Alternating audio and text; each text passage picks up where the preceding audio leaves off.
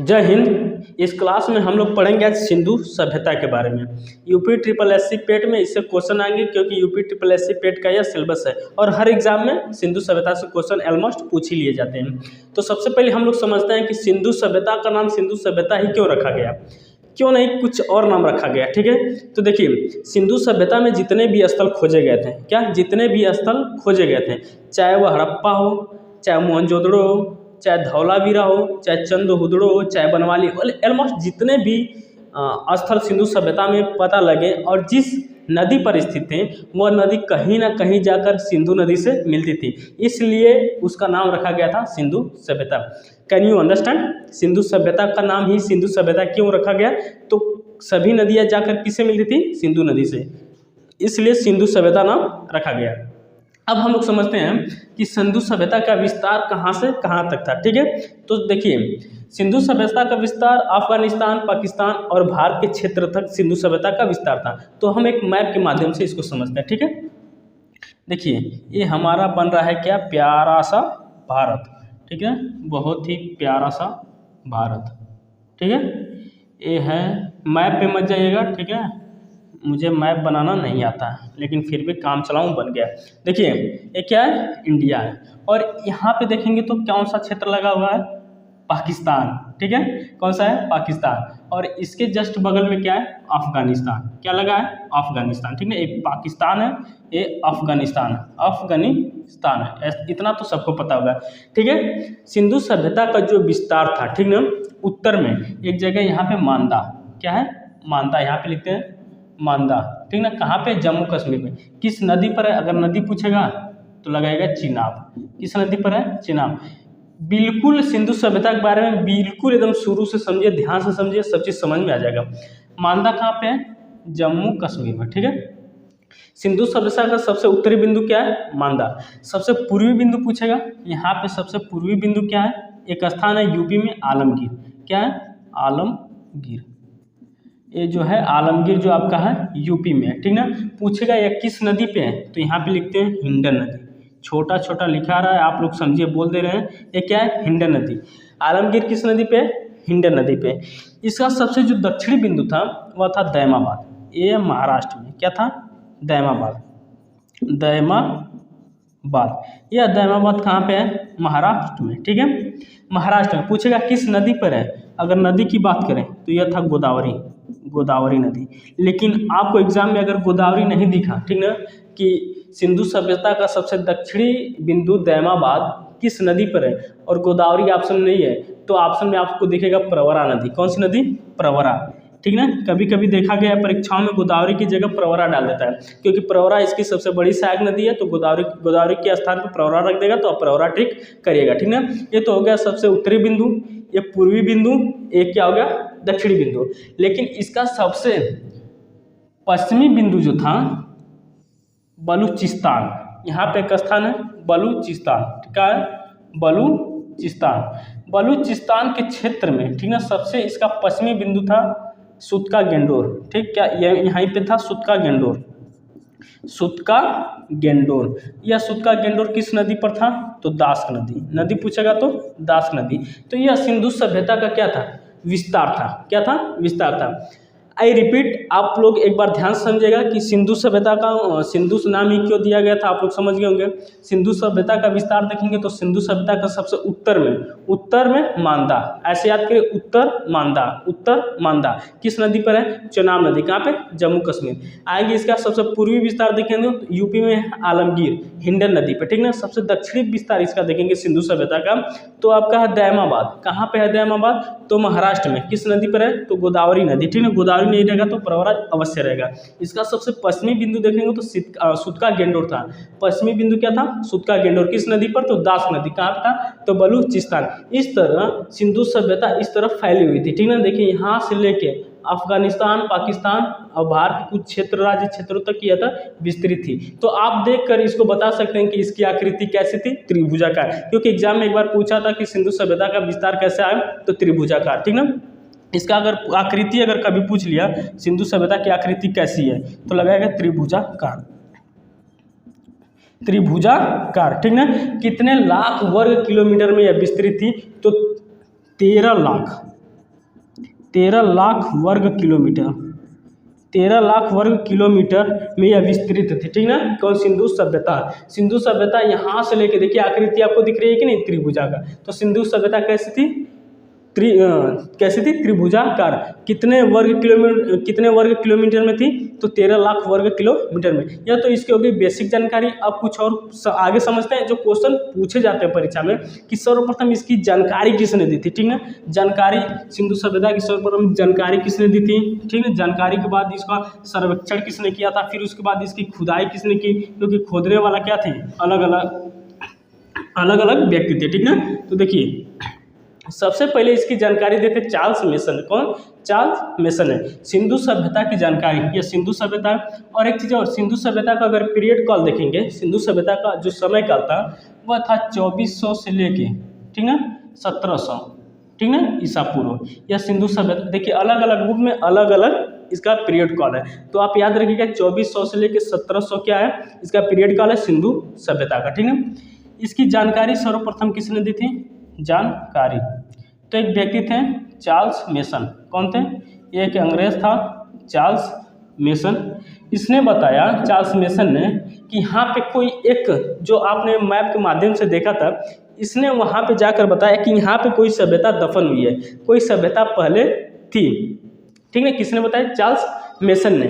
फिर उसके बाद आए अलेक्जेंडर कनिंघम, ठीक है। सर्वेक्षण किया था अलेक्जेंडर कनिंघम। सर्वेक्षण का मतलब पूरा घूमकर, ठीक है, सिंधु सभ्यता जहाँ तक विस्तृत था पूरा घूमकर इसने पता लगाया कि क्या ये चार्ल्स मेसनवा जो कह रहा है वो सही बात है कि झूठ बात है। तो इन्होंने सर्वेक्षण किया अलेक्जेंडर कनिंघम, कनिंघम सिंघम।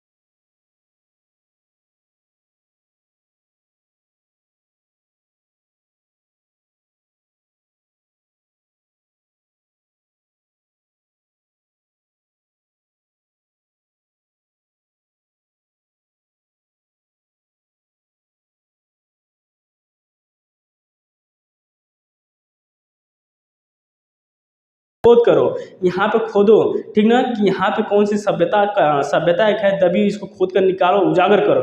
तो दयाराम साहनी ने 1921 में, ठीक ना, 1921 में खोजा, ठीक ना, सिंधु सभ्यता का खुदाई स्टार्ट कर दी थी। और सर्वप्रथम खोजा गया सिंधु सभ्यता में स्थल था हड़प्पा। क्या था? हड़प्पा, ठीक ना। दयाराम साहनी ने किस स्थल की खोज की? तो हड़प्पा की खोज की थी। कौन सा स्थल? ऐसे क्वेश्चन पूछेगा कि सिंधु सभ्यता में खोजा गया सबसे पहला स्थल कौन है? तो हड़प्पा। हड़प्पा की खोज किसने की थी? तो दयाराम साहनी ने। कब? 1921 में। पूछेगा कि हड़प्पा कहाँ पे है? तो हड़प्पा आपका मोंटगोमरी जिला, कहाँ पे है? पाकिस्तान में, POK मोंटगोमरी जिला, मोंटगोमरी जिला, ठीक ना, मोंटगोमरी जिला। और नदी पूछेगा तो कहाँ पे है? रावी नदी, ठीक है, रावी नदी। तो इतना हड़प्पा के बारे में याद रखेगा। POK में मोंटगोमरी जिला में स्थित है हड़प्पा। और हड़प्पा किस नदी पे है? तो रावी नदी पे है, ठीक ना। किस नदी पे? हड़प्पा रावी नदी पर है। खोज किसने किया था? तो दयाराम साहनी 1921 में। अब हम लोग समझते हैं कि हड़प्पा जो सभ्यता थी, हड़प्पा सभ्यता से कुछ वस्तुएं मिली थी, ठीक ना। क्वेश्चन पूछ लिया जाता है कि जैसे R37 एक कब्र है, ठीक ना, जिसका नाम है, वह क्वेश्चन पूछा था कि R37 कब्र किस स्थल से प्राप्त हुआ था? तो हड़प्पा से। तो हड़प्पा सभ्यता से जितने भी वस्तुएं मिली हैं उसके बारे में हम लोग समझते हैं, देखिए, ठीक है। उसके बाद एक एक करके सभी जितने भी स्थल सिंधु सभ्यता में खोजे गए हैं उनका अध्ययन हम लोग करेंगे, ताकि परीक्षा में आने पर वो आसानी से कर लिया जाए। तो देखिए हड़प्पा से प्राप्त वस्तुएं, ठीक है, यहाँ देखिए हड़प्पा से प्राप्त वस्तुएं, ठीक है। हड़प्पा से क्या क्या? हड़प्पा से प्राप्त वस्तुएं, मतलब हड़प्पा से क्या क्या चीज़ मिली है, क्वेश्चन आपसे पूछता है, ठीक है। तो यहाँ पे देखेंगे तो हड़प्पा से क्या क्या मिला, अन्नागार मिला है, ठीक ना, श्रमिक आवास मिला है, अनाज कूटने के वृत्ताकार चबूतरे मिले हैं, ठीक ना। तो यहाँ पे देखेंगे श्रमिक आवास मतलब समझते होंगे मजदूरों का रहने का घर। उसके बाद अन्नागार क्या मिला है, अन्नागार। उसके बाद अनाज कूटने के वृत्ताकार चबूतरे, अनाज कूटने के वृत्ताकार चबूतरे, ये सब कहाँ से मिले हैं, तो हड़प्पा से। उसके बाद मातृदेवी की मूर्ति, ठीक ना। और उसके बाद हाथी की खोपड़ी,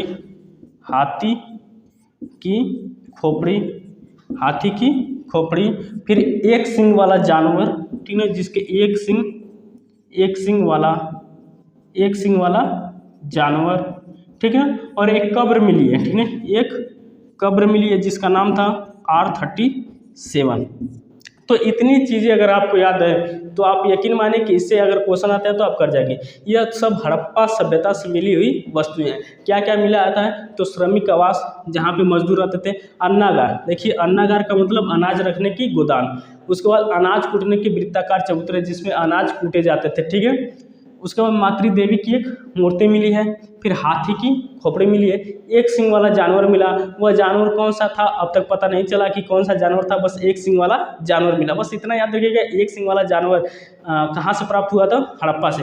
एक कब्र मिली है जिसका नाम था R37, एक क्वेश्चन पूछा हुआ है, दिस इज ए इम्पोर्टेंट। एक कब्र जिसका नाम था R37, ठीक है। हड़प्पा की खोज किसने की थी, तो दयाराम साहनी। कब किए थे, 1921 में। किस नदी पे, रावी नदी पर। कहाँ पे है, पाकिस्तान के मोंटगोमरी जिला में। ये सब बेसिक नॉलेज है, आपको याद हो गए होंगे। अब हम लोग चलते हैं मोहनजोदड़ो पे, ठीक है। मोहनजोदड़ो पे सिंधु सभ्यता का पीरियड देखिए 2400 से 1700 है, ठीक है। देखिए अगला है आपका मोहनजोदड़ो,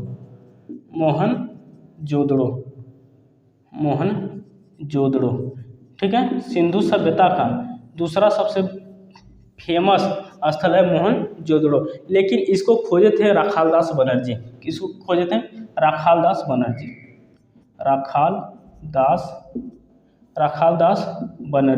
कब खोजे थे, तो 1922 में, ठीक है। कब खोजे थे, सन 1922 में।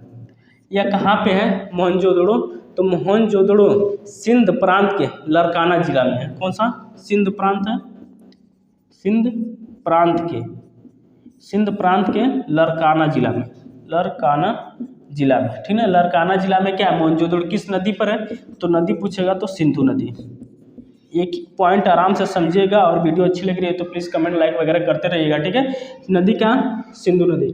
खोजे कौन थे, राखालदास बनर्जी ने। अब यहाँ से कुछ बेसिक चीज़ समझते हैं, ठीक है, जो परीक्षा में पूछते हैं। देखिए हमने कब्र कहाँ पे देखा था, तो हड़प्पा में। यहाँ पे किसी भी कब्र की चर्चा नहीं है, लेकिन यहाँ पे देखेंगे 21 मानव के कंकाल मिले हैं। क्या है, 21 मानव के कंकाल मिले हैं, ऐसे मिले हैं, एक के ऊपर एक, एक के ऊपर एक, एक के ऊपर एक, ऐसे क्या मिले हैं, लाशों के ढेर मिले। इसलिए इसको कहते हैं मृतकों का टीला। क्या कहते हैं, मृतकों का टीला, ठीक है।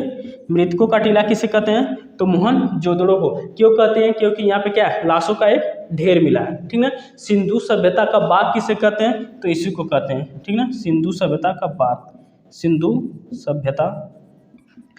सभ्यता का बाग, this is a important question, ठीक है। सिंधु सभ्यता का बाग किसे कहते हैं, तो मोहनजोदड़ो को। मृतकों का टीला किसको कहते हैं, तो मोहनजोदड़ो को। क्यों कहते हैं, क्योंकि यहाँ पे लाशों का क्या मिला है, ढेर मिला है, ठीक है। मोहनजोदड़ो की खोज किसने की थी, तो राखालदास बनर्जी ने। कब, 1922 में।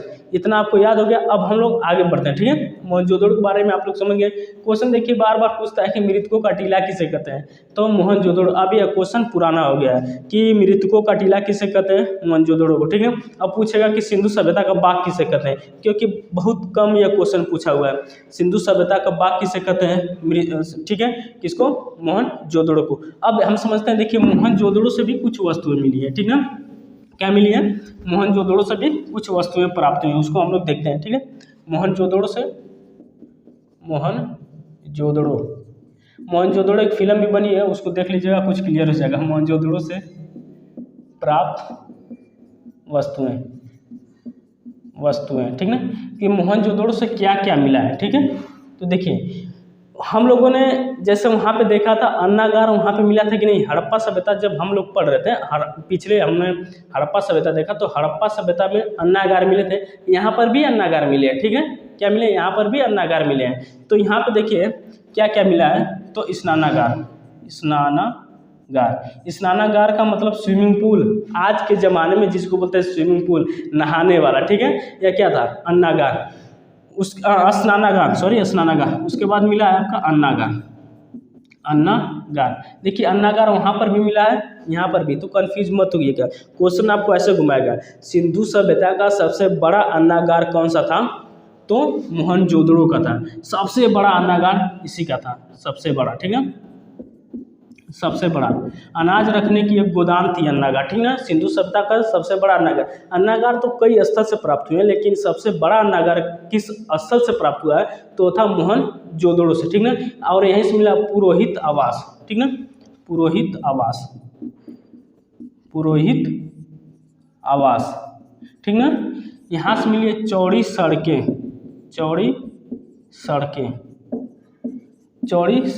ठीक ना। और उसके बाद पशुपति शिव की मूर्ति, ठीक ना, पशुपति की मूर्ति।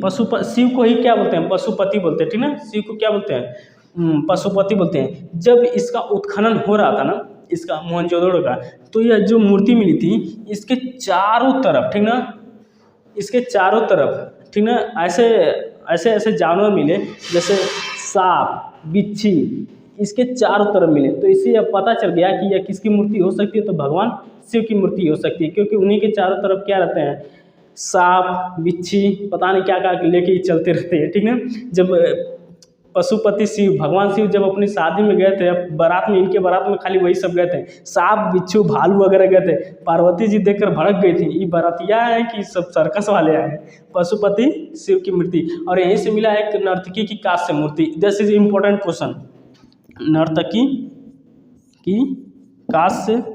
नर्तकी की कांस्य मूर्ति, ठीक ना। एक क्वेश्चन बार बार पूछता है कि नर्तकी की कांस्य मूर्ति, है नाचते हुए, ठीक ना, एक मूर्ति मिली है, कहाँ से मिली है, मोहनजोदड़ो से। यहाँ से मिला